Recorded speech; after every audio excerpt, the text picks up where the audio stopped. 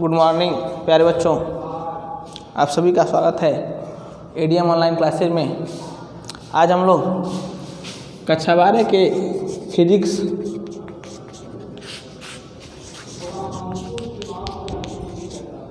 का पहला chapter coulomb का नियम तथा वैद्युत क्षेत्र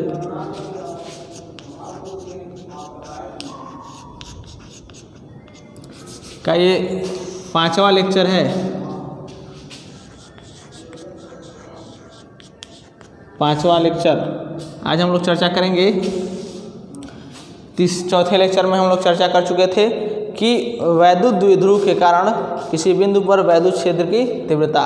तो चौथे लेक्चर में हमने बताया था वैद्युत द्विध्रुव के कारण किसी बिंदु पर वैद्युत क्षेत्र की तीव्रता वैद्युत द्विध्रुव के अच्छी स्थिति में, यानी कि अगर वैद्युत द्विध्रुव हमारा यहाँ पर है, ठीक, तो ये इसके अच्छी यानी अक्ष में किसी बिंदु पर वैद्युत क्षेत्र की तीव्रता निकालने के लिए वहाँ पे हमने बताया था, सूत्र में बताया था।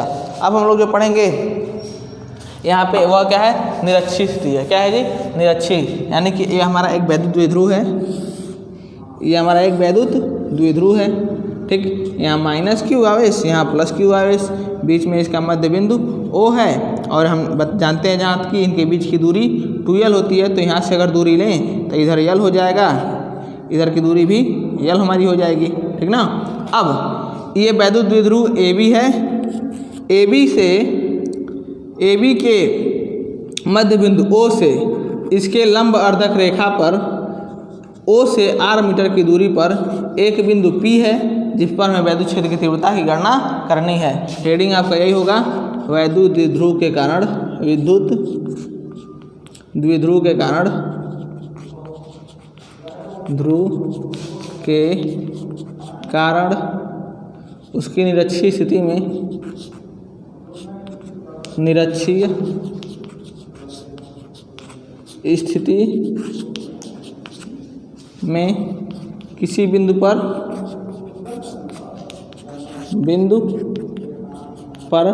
वैद्युत क्षेत्र की तीव्रता, वैद्युत क्षेत्र की तीव्रता, ठीक। ये हमारा हेडिंग है। दूसरा वाला, पहला वाला अच्छी स्थिति वाला वहाँ बता दिया गया था लेक्चर 4 में, और लेक्चर 5 में हम पढ़ेंगे निरक्षीय स्थिति वाला। आइए देखिए, तो निरक्षीय स्थिति हमारा है क्या, यही अच्छी वाला यहाँ पे इधर कहीं होता था, निरक्षीय वाला इसके लंबवत लाइन की लंब वर्धक रेखा पर यहाँ पर होगा।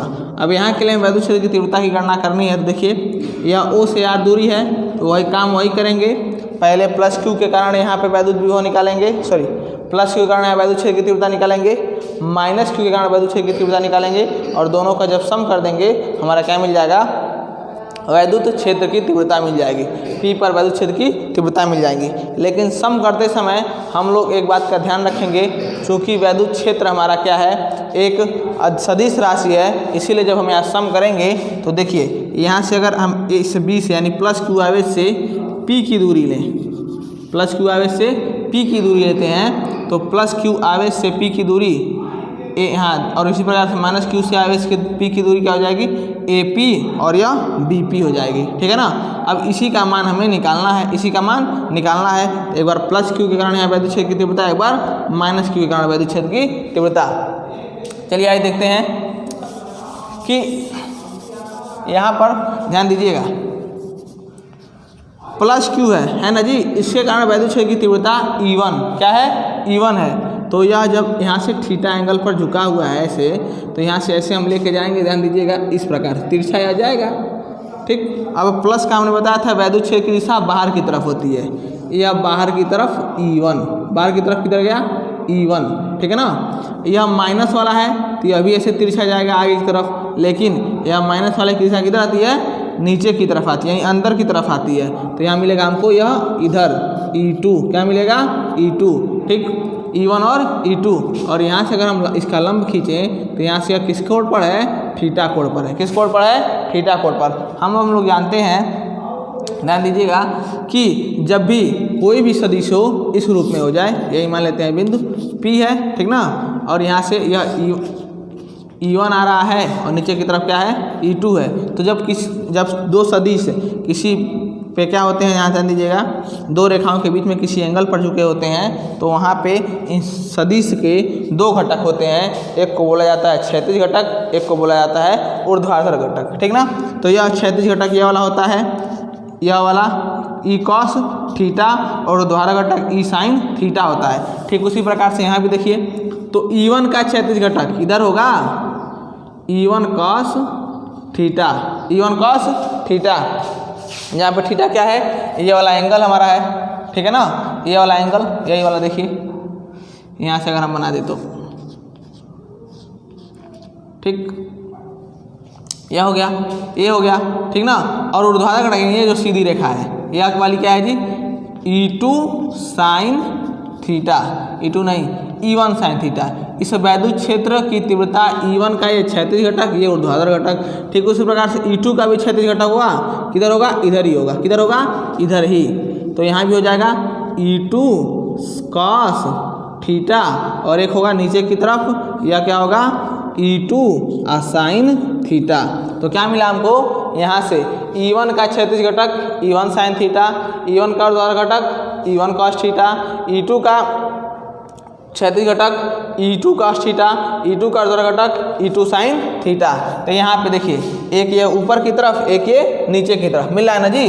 तो देखो E1 और E2 दोनों एक दूसरे के ठीक विपरीत हैं, ठीक विपरीत हैं। आवेशों का मान भी क्या है, परिमाण बराबर है, सिर्फ दिशा बदल रही है ना। तो इन दोनों का मान क्या आएगा, बराबर आएगा, और एक दूसरे के चूंकि ये विपरीत हैं अतः एक दूसरे से कैंसिल हो जाएंगे। क्या हो जाएंगे, कैंसिल हो जाएंगे। तो अब बचा कौन, यानी बिंदु P पर जो परिणामी वैद्युत क्षेत्र की तीव्रता मिलेगी उसकी किसके कारण मिलेगी, E1 कॉस थीटा और E2 कॉस थीटा। देखिए ये दोनों एक ही दिशा में हैं, या दोनों एक ही दिशा में हैं, तो यह दोनों क्या होंगे, आपस में जुड़ जाएंगे। तो हमारा बिंदु P पर परिणामी वैद्युत क्षेत्र की तीव्रता, वैद्युत क्षेत्र की तीव्रता क्या मिलेगा हमको, E बराबर E1 cos theta plus E2 cos theta, ठीक ना। E1 cos theta E2 cos theta, देखिए दोनों जुड़ एक ही दिशा में है तो जुड़ जाएंगे, और यही मिलकर क्या देंगे हमको, परिणामी वैद्युत क्षेत्र की तीव्रता। इक्वेशन नंबर 1 कर लेते हैं। आइए अब E1 और E2 का मान निकालते हैं, E1 और E2 का मान निकालते हैं। यहाँ लिखिएगा कि हाँ प्लस Q आवेश के कारण, प्लस Q आवेश के कारण, तो पहले दूरियां निकाल लेते हैं। प्लस Q आवेश अथवा बिंदु P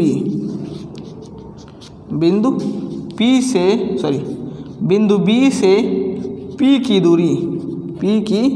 दूरी क्या होगा जी, देखो यह वाला भुजा R है, यह वाली भुजा L है। तो समकोण त्रिभुज में हमको क्या पता हो, यदि लंब पता हो, आधार पता हो, लंब पता हो और आधार पता हो, तो हम कर्ण का मान निकाल सकते हैं, और यह कर्ण ही तो है। तो कर्ण का मान क्या मिलेगा, under root R square plus L square, लंब का स्क्वायर प्लस आधार का स्क्वायर। जितना यह इसका मान होगा वही मान इधर का भी होगा, दोनों रेखाएं बराबर होंगी, तो यहाँ पे इसका मान भी R square plus L square हो जाएगा, ठीक है ना।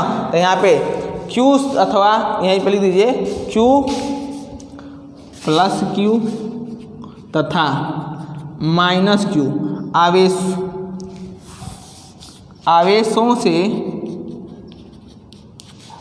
आवेशों से P की दूरी कितना है, under root R square plus L square, ठीक है। कोई दिक्कत, बात समझ में आ गई। चलिए अब देखते हैं। तो प्लस Q के कारण P पर वैद्युत क्षेत्र की तीव्रता, वैद्युत क्षेत्र की तीव्रता क्या मिला हमको, E1 is equal to 1/4 pi epsilon not और Q अपान R स्क्वायर होता है। तो R के जगह पे दूरी की जगह पे यहाँ क्या है जी, R square plus L square. तो R प्लस L स्क्वायर, और यह क्या है, अंडर रूट में कर्णी में, इसका हम कर देंगे स्क्वायर। क्या कर देंगे, स्क्वायर, ठीक ना। तो यहाँ पे जब कर्णी का स्क्वायर करते हैं तो कर्णी हट जाती है। तो E1 का मान मिलेगा हमको 1/4 pi epsilon not Q upon R square plus L square. यह मिल गया E1 का मान। ठीक इसी प्रकार से E2 का मान निकाल लेंगे। क्या निकाल लेंगे? E2 का मान निकाल लेंगे। तो E2 का मान क्या मिलेगा? -Q के कारण, सॉरी ऊपर लिख देते हैं, इधर लिख देते हैं, हाँ इसको मिटा देते हैं।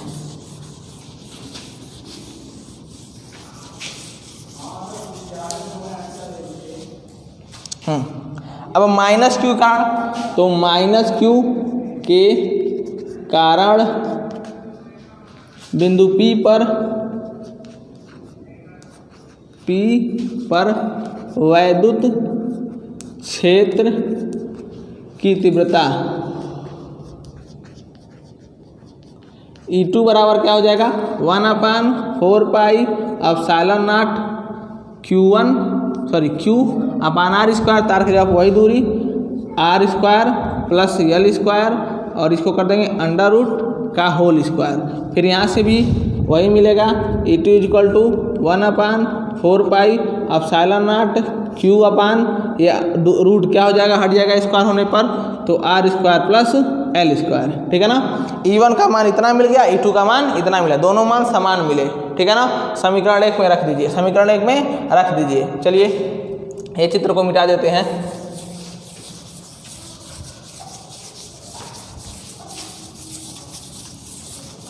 अब E1 का मान भी वही मिला, E2 का मान भी वही मिला। तो समीकरण 1 में रखने पर, समीकरण 1 हमारा क्या था? समीकरण 1 में E1 व E2 का मान रखने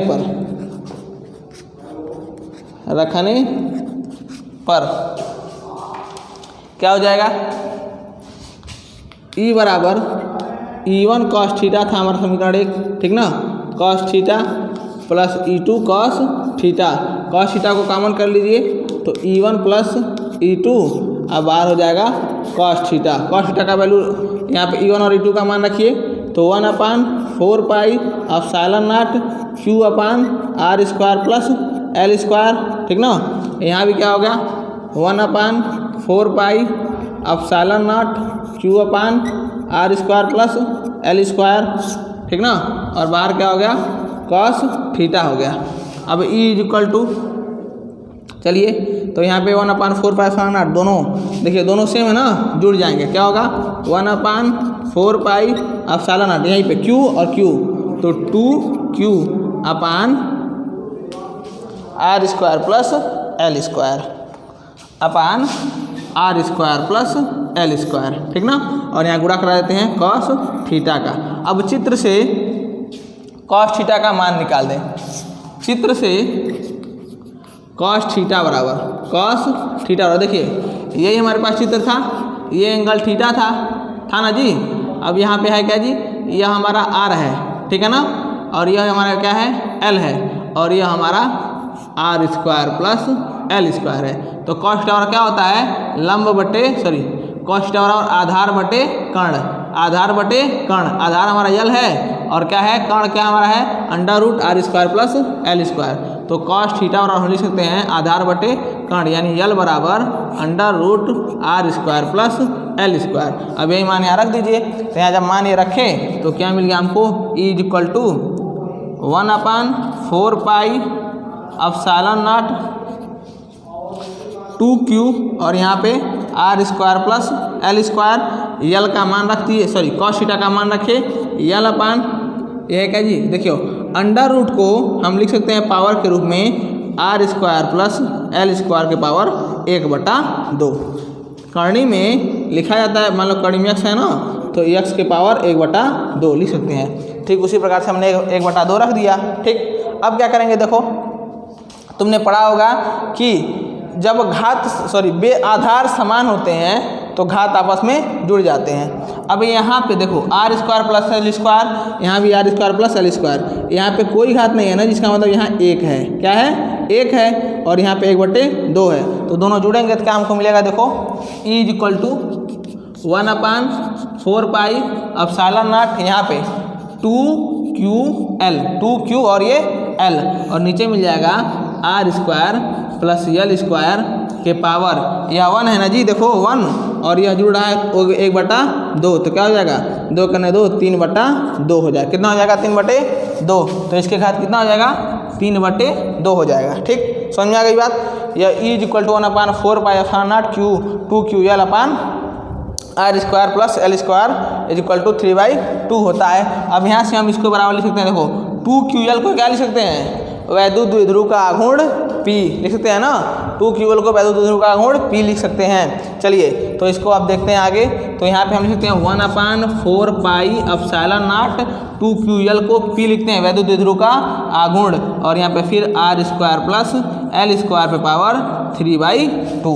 ये इतना हो गया, बस ये हमारा मिल गया, ई का मान मिल गया ना जी। अब क्या करेंगे, वही वाला काम जो हम इससे पहले वाली वैद्युत द्विध्रुव की अच्छी स्थिति में किए थे, यही कि यल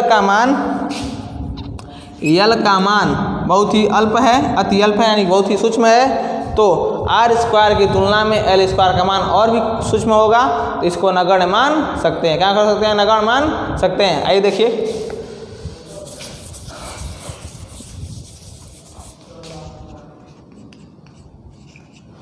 हाँ यही करेंगे, चूंकि R = L, ठीक ना, R = L, तो R² = also L²। अतः R² की तुलना में L² को नगण्य मान सकते हैं,